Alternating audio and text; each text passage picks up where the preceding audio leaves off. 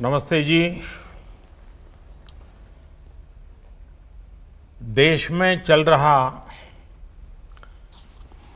Structural reforms का सिलसिला आज एक नए पड़ाव पर पहुंचा है। Transparent taxation, honouring the honest, 21वीं सदी के टैक्स सिस्टम की इस नई व्यवस्था का आज लोकार्पण किया गया है। इस प्लेटफॉर्म में फेसलेस असेसमेंट, फेसलेस अपील और टैक्स पेयर चार्टर जैसे बड़े रिफॉर्म्स हैं। फेसलेस असेसमेंट और टैक्स पेयर चार्टर आज से ही लागू हो गए हैं, जबकि फेसलेस अपील की सुविधा 25 सितंबर यानी दीनदयाल उपाध्याय जी के जन्मदिन से पूरे देश भर में नागरिकों के लिए उपलब्ध हो जाएगी। अब टैक्स सिस्टम भले ही फेसलेस हो रहा है, लेकिन टैक्स पेयर को ये फेयरनेस और फियरलेसनेस का विश्वास देने वाला है। ये सभी टैक्स पेयर्स को इस महत्वपूर्ण तोहफे के लिए मैं बहुत बहुत बधाई देता हूं और इनकम टैक्स विभाग के सभी अधिकारियों को, हर छोटे मोटे कर्मचारी को भी बहुत बहुत शुभकामनाएं देता हूं। साथियों, बीते 6 वर्ष में हमारा फोकस रहा है banking the unbanked, securing the unsecured और फंडिंग द अनफंडेड। आज एक तरह से एक नई यात्रा शुरू हो रही है। ऑनरिंग द ऑनेस्ट, ईमानदार का सम्मान। देश का ईमानदार टैक्स पेयर राष्ट्र निर्माण में बहुत बड़ी भूमिका निभाता है। जब देश के ईमानदार टैक्स पेयर का जीवन आसान बनता है, वो आगे बढ़ता है, तो देश का भी विकास होता है, देश भी आगे बढ़ता है। साथियों, आज से शुरू हो रही नई व्यवस्थाएं, नई सुविधाएं, मिनिमम गवर्नमेंट, मैक्सिमम गवर्नेंस, इसके प्रति हमारी प्रतिबद्धता को और मजबूत करती है। ये देशवासियों के जीवन से सरकार को, सरकार के दखल को कम करने की दिशा में भी एक बड़ा कदम है। साथियों, आज हर नियम कानून को, हर पॉलिसी को प्रोसेस और पावर सेंट्रिक अप्रोच से बाहर निकालकर उसको पीपल सेंट्रिक और पब्लिक फ्रेंडली बनाने पर बल दिया जा रहा है। ये नए भारत के नए गवर्नेंस मॉडल का प्रयोग है और इसके सुखद परिणाम भी देश को मिल रहे हैं। आज हर किसी को ये एहसास हुआ है कि शॉर्टकट्स ठीक नहीं है।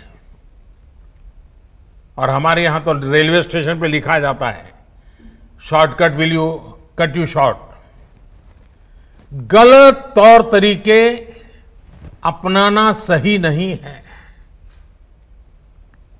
वो दौर अब पीछे चला गया है। अब देश में माहौल इस ओर आगे बढ़ रहा है कि कर्तव्य भाव को सर्वोपरि रखते हुए सारे काम होने चाहिए। सवाल यह है कि ये बदलाव आखिर कैसे आ रहा है? क्या ये सिर्फ सख्ती से आया है? क्या ये सिर्फ सजा देने से आया है? जी नहीं, बिल्कुल नहीं। इसके अगर मोटे मोटे तौर पर मैं कहूं तो 4 बड़े कारण हैं। पहला, पॉलिसी ड्रिवन गवर्नेंस। जब पॉलिसी स्पष्ट होती है तो ग्रे एरियाज मिनिमम हो जाते हैं और इस कारण व्यापार में, बिजनेस में और सरकार के और निर्णयों में भी डिस्क्रिशन की गुंजाइश कम हो जाती है। दूसरा, सामान्य जन की ईमानदारी पर विश्वास। तीसरा, सरकारी सिस्टम में ह्यूमन इंटरफेस को सीमित करके टेक्नोलॉजी का बड़े स्तर पर उपयोग। आज सरकारी खरीद हो, सरकारी टेंडर हो या सरकारी सेवाओं की डिलीवरी, सब जगह टैग इंटरफेस सर्विस दे रहे हैं। और चौथा, हमारी जो सरकारी मशीनरी है, जो ब्यूरोक्रेसी है, उसमें एफिशिएंसी, इंटीग्रिटी और सेंसिटिविटी के गुणों को रिवॉर्ड किया जा रहा है, पुरस्कृत किया जा रहा है। साथियों, एक दौर था जब हमारे यहां रिफॉर्म्स की बहुत बातें होती थी। कभी मजबूरी में कुछ फैसले लिए जाते थे, कभी दबाव में कुछ फैसले हो जाते थे, तो उन्हें रिफॉर्म कह दिया जाता था। इस कारण इच्छित परिणाम नहीं मिलते थे। अब ये सोच और अप्रोच दोनों बदल गई है।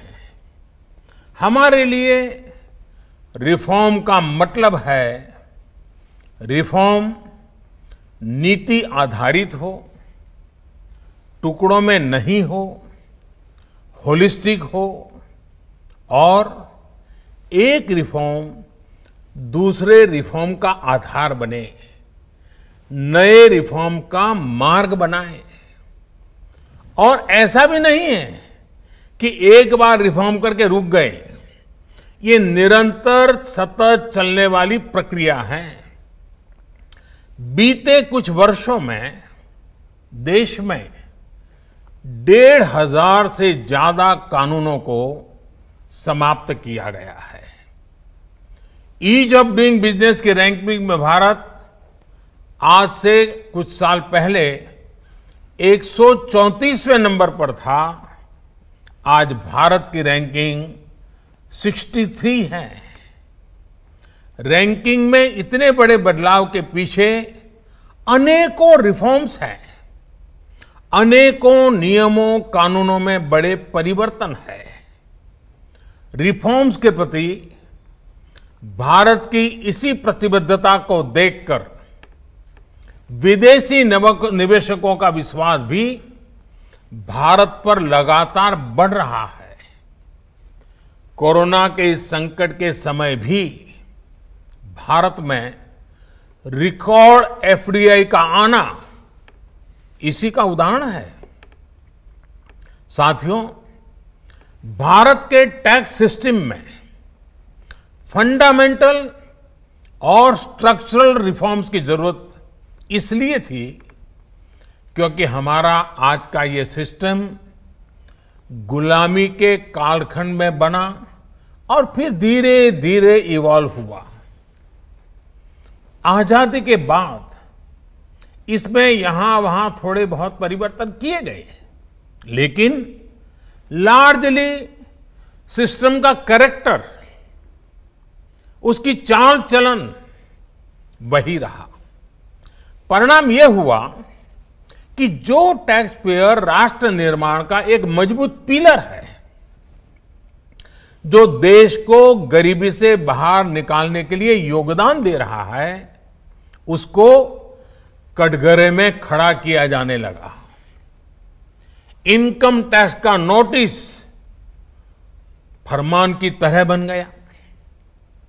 देश के साथ छल करने वाले कुछ मुट्ठी भर लोगों की पहचान के लिए बहुत से लोगों को अनावश्यक परेशानी से गुजरना पड़ा।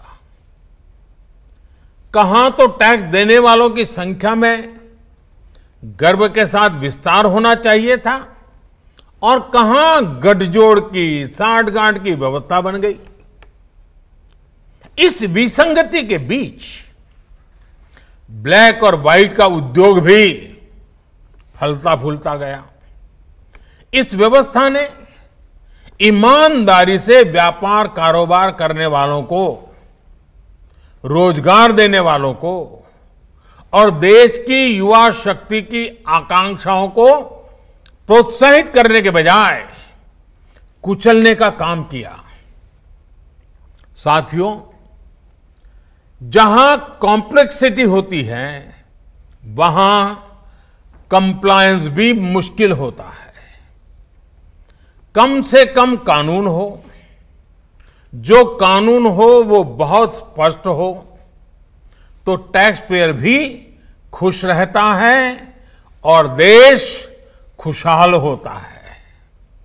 बीते कुछ समय से यही काम करने की दिशा में एक के बाद एक कदम उठाए जा रहे हैं। अब जैसे दर्जनों टैक्सेस की जगह जीएसटी आ गया, रिटर्न से लेकर रिफंड की व्यवस्था को पूरी तरह से ऑनलाइन किया गया। जो नया स्लैब सिस्टम आया है, उसमें बेवजह के कागजों और दस्तावेजों को जुटाने की मजबूरी से मुक्ति मिल गई है।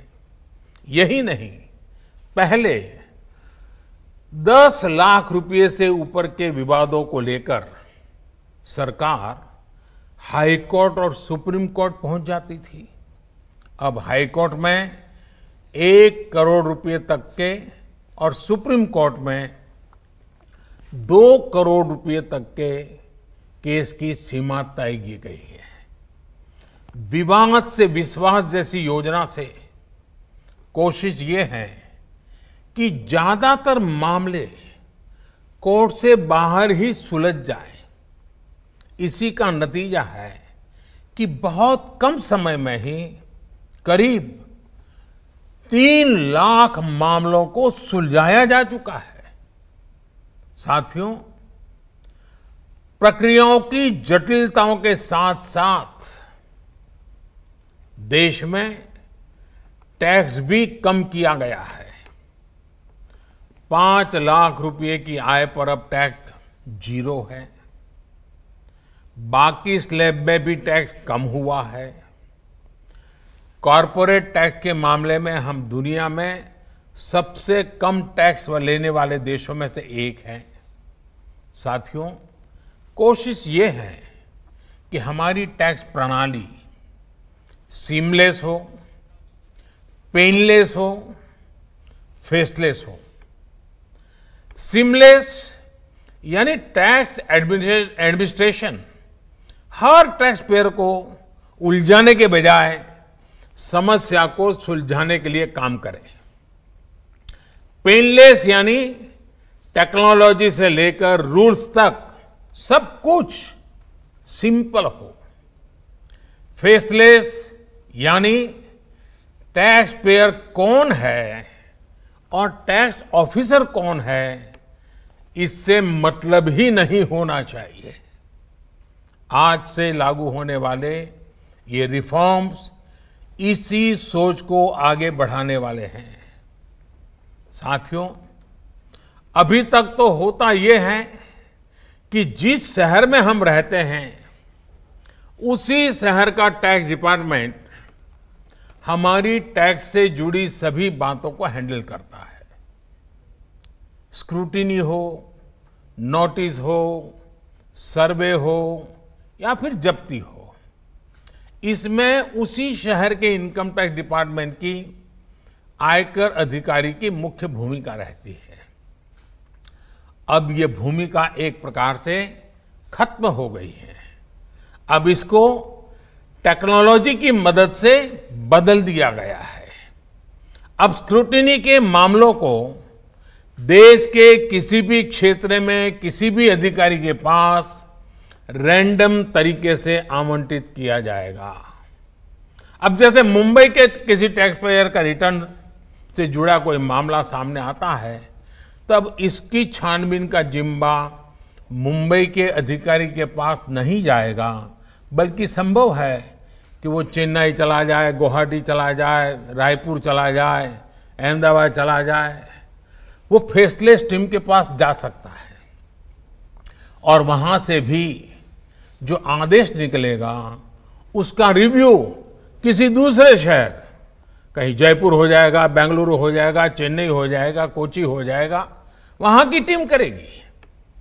अब फेसलेस टीम कौन सी होगी, इसमें कौन होगा, ये भी कंप्यूटर रैंडमली तय करेगा और ये प्रक्रिया भी बार बार उसमें बदलाव होता रहेगा।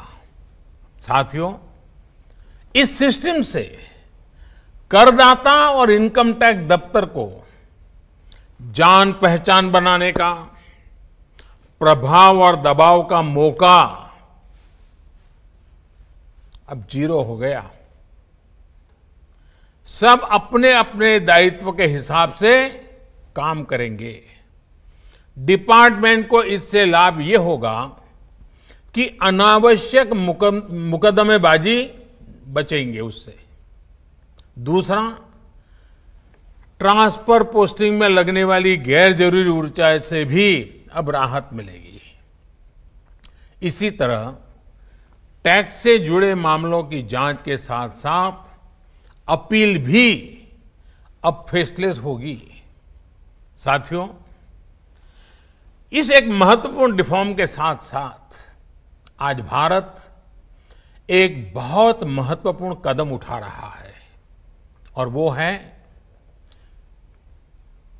Tax payer charter. ये टैक्स पेयर चार्टर भी देश की विकास यात्रा में बहुत बड़ा कदम है और टैक्स पेयर के लिए अधिकार और कर्तव्य दोनों को संतुलित करने का और सरकार की जिम्मेवारी पक्की करने का ये बहुत अहम कदम है। टैक्स पेयर को इस स्तर का सम्मान और सुरक्षा देने वाले दुनिया में बहुत कम देश है, गिने चुने देश हैं। लेकिन अब भारत भी इस महत्वपूर्ण कदम की ओर अपने आप को ले जाकर के उसमें शामिल हो गया है। अब टैक्स पेयर को उचित, विनम्र और तर्कसंगत व्यवहार का भरोसा दिया गया है। यानी आयकर विभाग को अब टैक्स पेयर की डिग्निटी का संवेदनशीलता के साथ ध्यान रखना होगा। अब टैक्स पेयर की बात पर विश्वास करना होगा। डिपार्टमेंट उसको बिना किसी आधार के ही शक की नजर से नहीं देख सकता। अगर किसी प्रकार का संदेह है भी तो टैक्स पेयर को अब अपील और समीक्षा का भी अधिकार दिया गया है। साथियों, अधिकार हमेशा दायित्वों के साथ आता है, कर्तव्यों के साथ आते हैं। इस चार्टर में भी टैक्स पेयर से कुछ अपेक्षाएं की गई हैं। टैक्स पेयर के लिए टैक्स देना या सरकार के लिए टैक्स लेना ये कोई हक का अधिकार का विषय नहीं है, बल्कि ये दोनों का दायित्व है, जिम्मेवारी है, कर्तव्य है, रिस्पॉन्सिबिलिटी है। टैक्स पेयर को टैक्स इसलिए देना है क्योंकि उसी से सिस्टम चलता है। देश की एक बड़ी आबादी के प्रति देश अपना फर्ज निभा सकता है और उज्जवल भविष्य की ओर कदम भी रख सकता है। इसी टैक्स से खुद टैक्स पेयर को भी तरक्की के लिए, प्रगति के लिए बेहतर सुविधाएं और इंफ्रास्ट्रक्चर मिल पाता है। वहीं सरकार का ये दायित्व है कि टैक्स पेयर की पाई पाई का सदुपयोग करे। ऐसे में आज जब करदाताओं को सुविधा और सुरक्षा ये दोनों मिल रही हैं, तो देश भी हर टैक्स पेयर से अपने दायित्वों के प्रति ज्यादा जागरूक रहने की अपेक्षा करता है। साथियों, देशवासियों पर भरोसा, इस सोच का प्रभाव कैसे जमीनी पर नजर आता है, ये समझना भी बहुत जरूरी है। वर्ष 2012-13 में जितने टैक्स रिटर्न होते थे उसमें से 0.94% की स्क्रूटनी होती थी। वर्ष 2018-19 में ये आंकड़ा घटकर 0.26% पर आ गया है। यानी केस की स्क्रूटनी करीब करीब 1/4 हो गई है, 4 गुना कम हुई है। स्क्रूटनी का 4 गुना कम होना अपने आप में बता रहा है कि बदलाव कितना व्यापक है। साथियों, बीते 6 वर्षों में भारत ने टैक्स एडमिनिस्ट्रेशन में गवर्नेंस का एक नया मॉडल विकसित होते देखा है। We have decrease complexity, decrease taxes, decrease litigation, increase transparency, increase tax compliance, increase trust on the tax payer. साथियों, इन सारे प्रयासों के बीच बीते 6-7 साल में इनकम टैक्स रिटर्न भरने वालों की संख्या में करीब 2.5 करोड़ की वृद्धि हुई है। ये वृद्धि तो बहुत बड़ी है, लेकिन इस बात का हम इनकार नहीं कर सकते हैं कि इसके बावजूद भी 130 करोड़ के देश में ये बहुत कम है, बहुत कम है। इतने बड़े देश में सिर्फ 130 करोड़ में से 1.5 करोड़ साथी ही इनकम टैक्स जमा करते हैं। 130 करोड़ में 1.5 करोड़। मैं आज देशवासियों से भी आग्रह करूंगा, जो सक्षम है उनको भी आग्रह करूंगा, भिन्न भिन्न करके व्यापार उद्योग के संगठन चलाते हैं उनको भी आग्रह करूंगा। इस पर हम सबको चिंतन करने की जरूरत है। देश को आत्मचिंतन करना होगा और ये हमारा आत्मचिंतन ही आत्मनिर्भर भारत के लिए आवश्यक है, अनिवार्य है। और ये जिम्मेदारी सिर्फ टैक्स डिपार्टमेंट की नहीं है, ये जिम्मेवारी हर हिंदुस्तानी की है, हर भारतीय की है जो टैक्स देने में सक्षम है, लेकिन अभी वो टैक्स नेट में नहीं है। वो स्वप्रेरणा से अपने आत्मा को पूछे, आगे आए। और अभी 2 दिन के बाद 15 अगस्त है। आजादी के लिए मरने मिटने वालों को जरा याद कीजिए। आपको लगेगा हां, मुझे भी कुछ न कुछ देना चाहिए। आइए विश्वास के, अधिकारों के, दायित्वों के इस महत्वपूर्ण भावना का सम्मान करते हुए, इस प्लेटफॉर्म का सम्मान करते हुए नए भारत, आत्मनिर्भर भारत के संकल्प को सिद्ध करें। एक बार फिर देश के वर्तमान और भावी ईमानदार टैक्स पेयर को बहुत बहुत बधाई देता हूं, शुभकामनाएं देता हूं। और ये पहल, ये बहुत बड़ा फैसला लिया गया है। इनकम टैक्स के अधिकारियों को भी जितनी बधाई दे उतनी कम है। हर टैक्स पेयर ने इनकम टैक्स अधिकारियों को भी बधाई देनी चाहिए, क्योंकि एक प्रकार से उन्होंने अपने आप पर बंधन डाले हैं। अपने खुद की ताकत को, अपने अधिकारों को उन्होंने खुद ने काटा है। अगर इनकम टैक्स डिपार्टमेंट के अधिकारी इस प्रकार से आगे आते हैं तो किसको गर्व नहीं होगा? हर देशवासी को गर्व होना चाहिए। और पहले के जमाने में शायद टैक्स के कारण कुछ समस्याएं होगी, लोगों ने टैक्स देने के रास्ते पर जाना पसंद नहीं किया होगा। अब जो रास्ता बना है वो टैक्स देने की तरफ जाने का आकर्षक रास्ता बना है। और इसलिए आइए भव्य भारत के निर्माण के लिए इस व्यवस्था का लाभ भी उठाएं और इस व्यवस्था को जोड़ने के लिए आगे भी आए। मैं फिर एक बार आप सबका बहुत बहुत धन्यवाद करता हूं, अनेक अनेक शुभकामनाएं देता हूं। निर्मला जी और उनकी पूरी टीम को भी मैं बहुत धन्यवाद करता हूं कि एक के बाद एक देश के उज्जवल भविष्य के लिए लंबे अरसे तक प्रभाव पैदा करने वाले अनेक सकारात्मक निर्णयों का नेतृत्व कर रहे हैं। मैं फिर एक बार सबको बधाई देता हूं, सबका धन्यवाद करता हूं।